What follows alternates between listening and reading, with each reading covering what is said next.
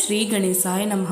बुधवार का व्रत विघ्नहर्ता भगवान श्री गणेश और बुध देव को समर्पित है। यह व्रत बुद्धि, ज्ञान, व्यापार और संचार कौशल में सुधार करता है। बुधवार का व्रत करने से बुध ग्रह की अशुभता दूर होती है और करियर में सफलता, धन, सुख, समृद्धि तथा मानसिक शांति की प्राप्ति होती है। तो आइए आज हम सभी पूर्ण श्रद्धा और विश्वास के साथ बुधवार व्रत की कथा का श्रवण करते हैं। बहुत समय पहले की बात है कि एक साहूकार का नया नया विवाह हुआ था। उसकी पत्नी अपने मायके गई हुई थी। नया नया विवाह था, नई नई उमंग थी। साहूकार का परिवार भी कुछ खास बड़ा नहीं था। जो भी रिश्तेदार थे उनके घर बहुत दूर थे। अब साहूकार को अकेलापन खाए जा रहा था। उससे रहा नहीं गया और वह जा पहुंचा अपने ससुराल। ससुराल में उसकी खूब आवभगत हुई। अगले ही दिन साहूकार ने कह दिया कि विदाई की तैयारी कर लीजिए, हमें निकलना है। अब संयोगवश वह दिन था बुधवार का। सास ससुर ने अपने दामाद को समझाने का प्रयास किया कि बेटा, आज बुधवार का दिन है। इस दिन बेटे की विदाई नहीं करने का रिवाज है। बेटी की विदाई तो क्या, किसी भी शुभ कार्य के लिए यात्रा पर जाना बुधवार के दिन शुभ नहीं माना जाता। लेकिन साहूकार नहीं माना और कहा, मैं इन सब बातों को नहीं मानता, आप हमें जाने का आशीर्वाद दीजिए। अब अपने दामाद के आगे सास ससुर की भला क्या चलने वाली थी। मन मनोस कर तैयारी करनी पड़ी। बेटी की विदाई कर दी गई। आगे चलते चलते रास्ते में साहूकार की पत्नी को जोर की प्यास लगी।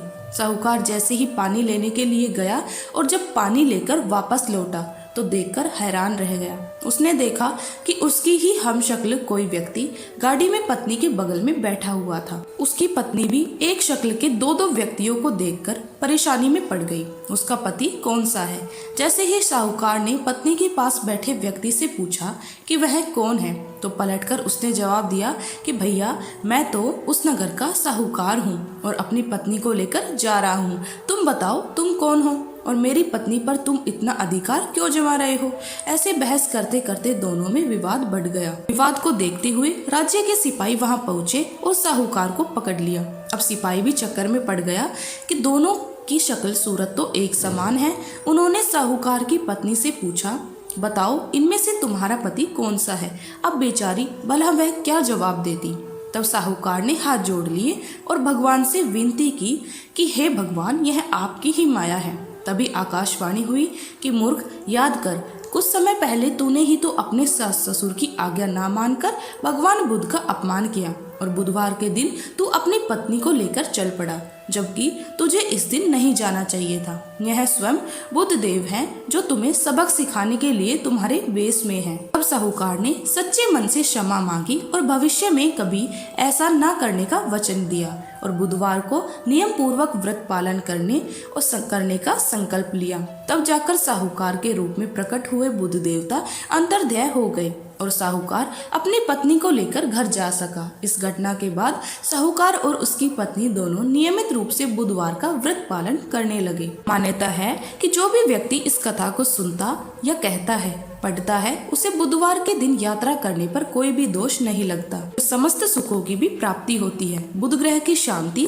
और सर्व सुख के इच्छुक स्त्री पुरुष बुधवार के दिन इस व्रत को कर सकते हैं। ज्ञान, बुद्धि, कार्य, व्यापार आदि में उन्नति के लिए भी बुधवार का व्रत बहुत ही शुभ और फलदायी माना जाता है। आज के दिन बुध देवता के साथ साथ भगवान गणेश की भी पूजा का भी विधान है। यह थी बुधवार व्रत कथा। अब सुनिए गणेश भगवान की कहानी, क्योंकि गणेश भगवान की कहानी के बिना हर व्रत कथा अधूरी होती है। एक बार की बात है, एक साहूकार और एक साहूकारनी रहा करते थे। वो पूजा पाठ, धर्म पुण्य को बिल्कुल भी नहीं मानते थे और इसी कारण उनकी कोई संतान भी नहीं थी। एक दिन की बात है, साहूकारनी अपनी पड़ोसन के घर गई। उस दिन सकट चौथ था। वहाँ पड़ोसन सकट चौथ की पूजा और कहानी सुन रही थी। साहूकारनी ने पड़ोसन से पूछा कि तुम क्या कर रही हो? पड़ोसन बोली, आज चौथ का व्रत है, इसलिए कहानी सुन रही हूँ। साहूकारनी बोली, चौथ के व्रत करने से क्या होता है? तब पड़ोसन बोली, इसे करने से अन्न, धन, सुहाग, पुत्र सब मिल जाता है। तब साहूकारनी ने कहा, अगर मेरा गर्भ ठहर जाए तो मैं 1.25 सेर तिलकुटी करूंगी और चौथ का व्रत भी करूंगी। गणेश भगवान की कृपा से जल्दी ही साहूकारनी गर्भवती हो गई। तब वह बोली, अगर मेरा पुत्र हो जाए तो मैं 2.5 सेर तिलकुटी करूंगी। कुछ दिनों के बाद 9वां महीना बीतने पर उसका एक सुंदर पुत्र भी हो गया, इसलिए इस बार भी उसने सकट का व्रत नहीं किया। फिर वह बोली, हे भगवान, मेरे बेटे का विवाह हो जाएगा तो 5.25 सेर का तिलकुटी करूंगी।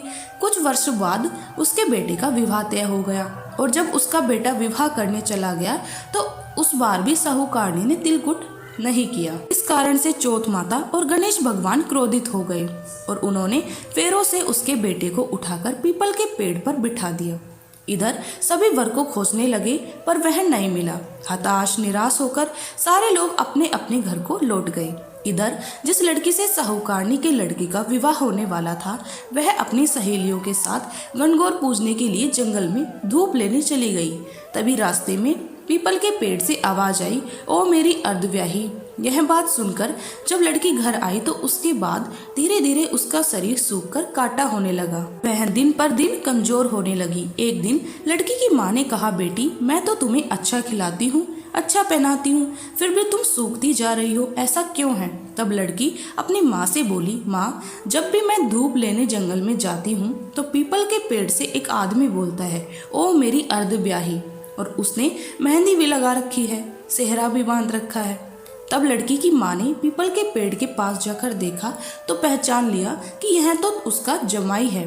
तब उसकी माँ ने जमाई से कहा, यहाँ क्यों बैठे हो? मेरी बेटी तो अर्धब्याही कर दिया और अब क्या लोगे? साहूकारनी का बेटा बोला, मेरी माँ ने चौथ का तिलकुट बोला था लेकिन नहीं किया, इसलिए चौथ माता ने क्रोधित होकर मुझे यहाँ बैठा दिया। अब तो यह सुनकर उस लड़की की माँ साहूकारनी के घर गई और उससे पूछा, क्यों तुमने सकट चौथ का कुछ बोला है क्या? साहूकारनी बोली, हाँ, तिलकुट बोला था। उसके बाद साहूकारनी बोली, मेरा बेटा घर आ जाए तो 2.5 मन का तिलकुटी करूंगी। इससे अब की बार श्री गणेश भगवान प्रसन्न हो गए और उसके बेटे को फेरे में लाकर बैठा दिया। अब बेटे का विवाह धूमधाम से हो गया। जब साहूकारनी के बेटा और बहू घर आ गए तब साहूकारनी ने 2.5 मन तिलकुट किया और बोली, हे चौथ माता, हे गणेश भगवान, आपके आशीर्वाद से मेरे बेटा बहू घर आ गए, जिससे अब मैं हमेशा तिलकुट करके व्रत करूंगी। इसके बाद सारे नगर वासियों ने भी तिलकुट के साथ सकट व्रत करना आरंभ कर दिया। हे चौथ माता, हे सकट देव, जिस तरह साहूकारनी को बेटा बहू से मिलवाया वैसे ही हम सबको मिलवाना। इस कथा को कहने सुनने वाले का भला करना। अब सुनिए गणेश भगवान की आरती। जय गणेश जय गणेश जय गणेश देवा, माता जकी पार्वती पिता महादेवा। अंधन को आँख देत कोडिन को काया, बांझन को पुत्र देत निर्धन को माया। जय गणेश जय गणेश जय गणेश देवा, माता जकी पार्वती पिता महादेवा। सूर्य शाम शरण आए सफल की जय सेवा। जय गणेश जय गणेश जय गणेश देवा। दीन की लाज रखो शंभु सत्कारी, कामना को पूर्ण करो जाओ बलिहारी। जय गणेश जय गणेश जय गणेश देवा, माता जकी पार्वती पिता महादेवा। जय गणेश जय गणेश जय गणेश देवा, माता जकी पार्वती पिता महादेवा। जय हो गणेश भगवान की जय।